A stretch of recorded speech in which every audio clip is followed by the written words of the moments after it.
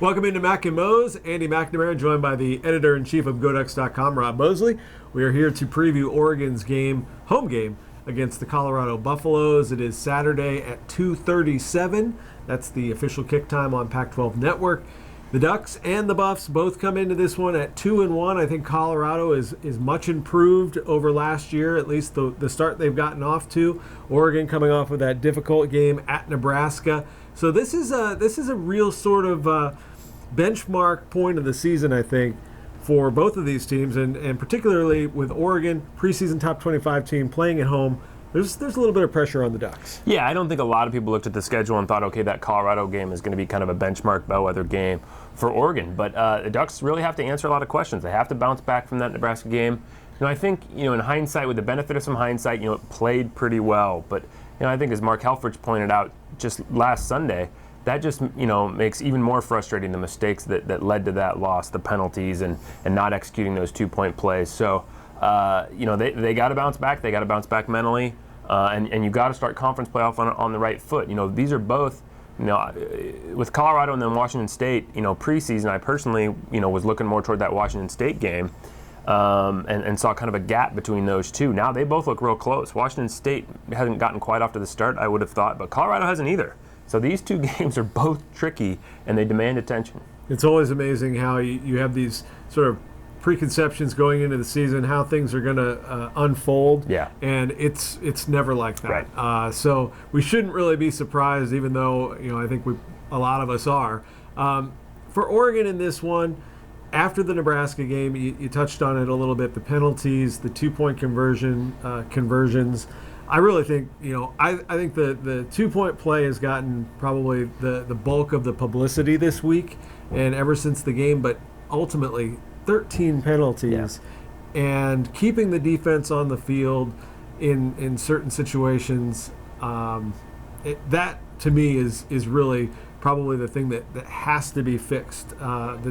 Whether or not the 2-point philosophy changes, we don't know necessarily how that's going to play out, but it's the penalties, and that was a focus last week in practice. It didn't get done. It's a focus again this week, and it has to get done. Yeah, Monday, Mark Helfrich made no bones about the fact that there were going to be some repercussions, and as Arion Springs put it afterward, they did a lot of up-downs Monday.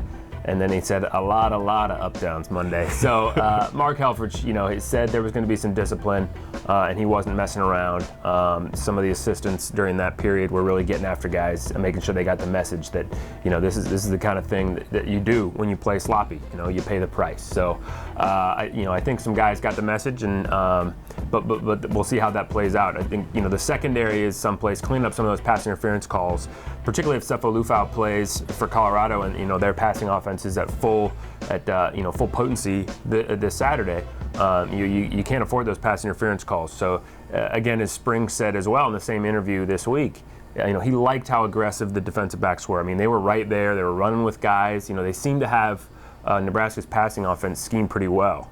And if you look at Nebraska's yards per attempt, they weren't that prolific, but those PI calls just extended drives and totally skewed everything. So they've got to be that aggressive without doing some of the hand fighting that got him into trouble. Sefo Liufau, the quarterback for the Buffaloes, when he has been healthy in his career, he's always been a very good player.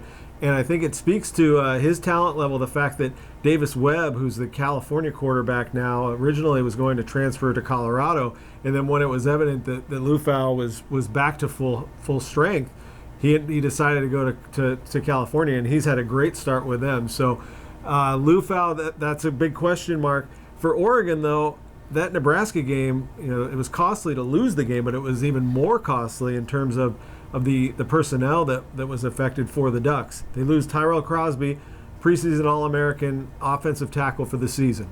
They lose Devin Allen, Olympian, a guy that had a couple monster catches in a huge game early in the season. They lose him for the rest of the year due to injury.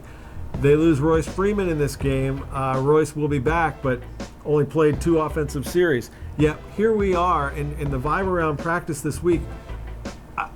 It's hard not to think that a few years back, if you suffer those kind of losses, that it would just be all hell would break loose, and it would be hard to get the focus.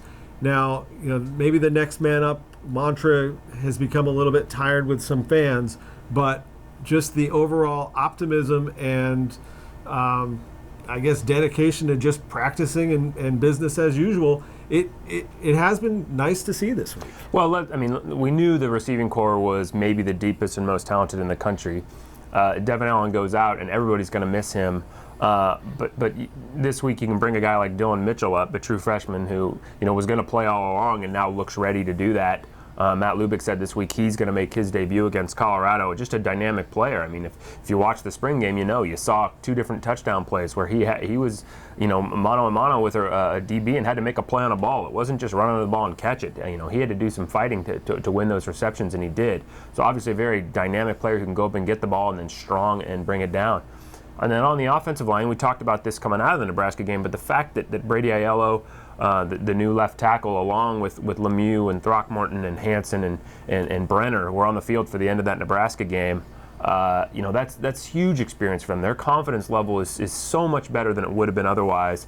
And getting Cameron Hunt, back into the mix. He's been back with the first group.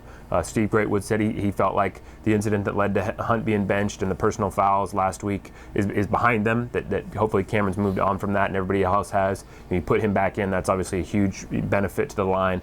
So 2 years ago, there's a series of early season injuries on the offensive line. Matt Pearson becomes a starter, and Matt Pearson ended up growing to a very dependable offensive lineman. But I think he would tell you right when he was thrust into it, it was a little dicey there. He's a walk-on guy who eventually earned a scholarship, but that was the situation then. Right now, you've got all these redshirt freshmen, and you've got a bunch of juniors behind them, and Jake Pisarcik and Evan Voller and Doug Brenner. You've got a senior transfer in Zach Morgan, so the depth is still good. They're going to miss Tyrell Crosby, but they're going to be able to weather it.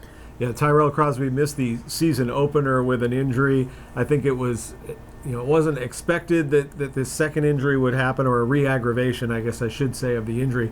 But because of that, I think you mentioned it in your practice report and talking with some of the offensive linemen, they're probably more prepared to deal with this now than they would have been had Tyrell started the first 3 games and then all of a sudden you're without him. Zach Morgan coming in, graduate transfer, hasn't started yet for the Ducks, but was a 2-year starter with Dayton. Has a ton of experience and is another guy that you can never have enough good offensive linemen. And I thought the same thing. You bring up Pearson. I thought about that moment earlier today. It was at Washington State 2 years ago when he was thrust into duty, and Marcus was kind of running for his life that entire game and had to almost single. And Tyrell Crosby too was thrust into it then as a true freshman. Was not ready. Again grew into be a great player, but was he ready to be a starter right then? Probably not quite. So this will be definitely a benchmark game for Oregon. We'll know a lot more. If you're a gambler, the line on this game, and it's not just for gamblers, but just to give you a sense of what those folks are expecting. This game opened as a 7-point game. This is a series where Oregon has won the last 5 by well over 30 points, and it's 7.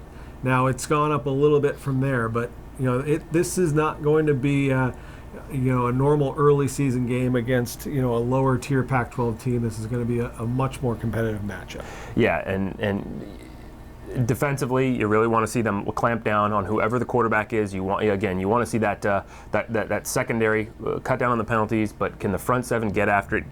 Particularly if it's a new quarterback, can they really get pressure on that guy, get him uncomfortable, and then let the Autzen Stadium crowd get into it and start smelling a little blood in the water and feel like they can really impact the outcome too? Because this isn't a pushover. This is a game Oregon needs to try to make a statement, I think, for its own self-confidence as much as anything else.